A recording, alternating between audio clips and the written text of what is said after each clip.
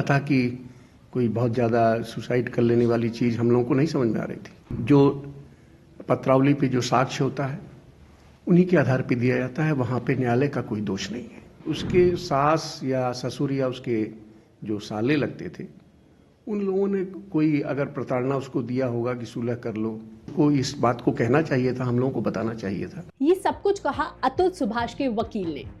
अतुल सुभाष वही जिनके सुसाइड से पूरा देश दहला हुआ है।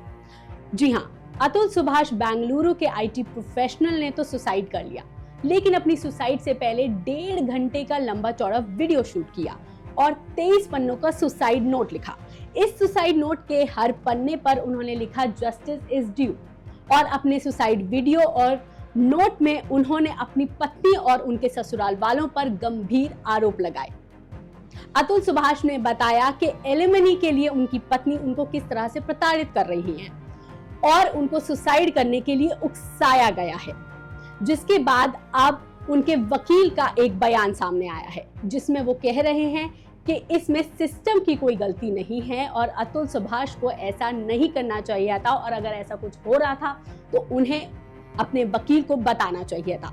क्या कुछ कहा उनके वकील ने, आइए आपको इस वीडियो में सुनाते हैं। मैट्रिमोनियल डिस्प्यूट का मामला जौनपुर जिले में चल रहा था और उसमें भरण पोषण का जो मुकदमा था उसमें जो बच्चा व्योम था उसके लिए कोर्ट ने जो सबूत और जो दोनों पक्षों की तरफ से जो भी अपनी बात कही गई थी उनको देखते हुए एक आदेश पारित किया था और वह 40,000 रुपये प्रतिमाह बच्चे के लिए किया था।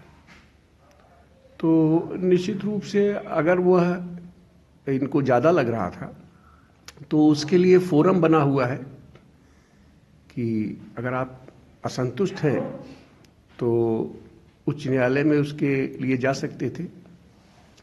और इस मामले में हमारे जो जूनियर अवधेश तिवारी जी हैं वह ज़्यादातर इस मामले को देखते रहे, तो उन्होंने बताया कि 40,000 रुपया जो प्रतिमाह किया गया था वह ज़्यादा लग रहा था उसको, और हालांकि अभी वह मेंटेनेंस का पैसा दिया भी नहीं गया था।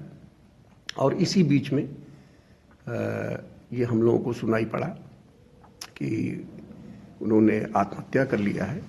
ये बड़ा दुखद है, दुर्भाग्यशाली है, ऐसा नहीं करना चाहिए था।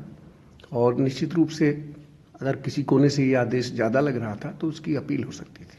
दूसरी चीज़ ये सर, उसमें कानून पे कुछ आरोप लगाए हैं, तो उसको कुछ कहना चाहेंगे? नहीं, देखिए, न्यायालय पे अगर उन्होंने ऐसी कोई चीज़ कही है तो वह गलत है। न्यायालय में बहुत से मामले आते हैं और न्यायालयों में हमारे जौनपुर ज़िले में न्यायालय हमारी ओवरबर्डन्ड है, बहुत काम है। और न्यायालय मैं व्यक्तिगत रूप से जानता हूँ कि जो पत्रावली पे जो साक्ष्य होता है उन्हीं के आधार पे दिया जाता है, वहाँ पे न्यायालय का कोई दोष नहीं है। अच्छा, वो लोग रहने वाले कहाँ के थे? वो बिहार का बच्चा रहने वाला था। और ये शादी जो है ये आजकल जो ऑनलाइन वगैरह और सब चली हैं, इस प्रक्रिया के तहत हुआ था। कोई अगुआ वगैरह नहीं था इस शादी का। अच्छा। और लड़का बेंगलोर रहता था, बेंगलोर से आता जाता था वो। और निश्चित रूप से कहीं न कहीं जो समझ में आता है कि उसके सास या ससुर या उसके जो साले लगते थे उन लोगों ने कोई अगर प्रताड़ना उसको दिया होगा कि सुलह कर लो, इतना पैसा लगेगा। तो ये आउट ऑफ रिकॉर्ड चीज़ें हैं। अगर ऐसा भी है तो उसको इस बात को कहना चाहिए था, हम लोगों को बताना चाहिए था। उसने ये अपने जो इस तरीके से सुसाइड किया वो गलत है।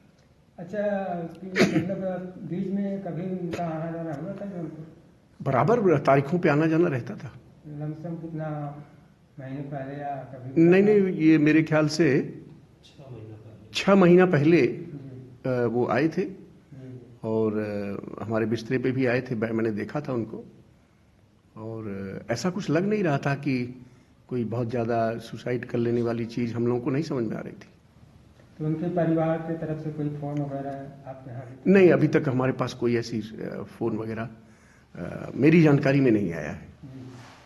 अगर वो आएंगे तो जो भी पूछेंगे तो उसको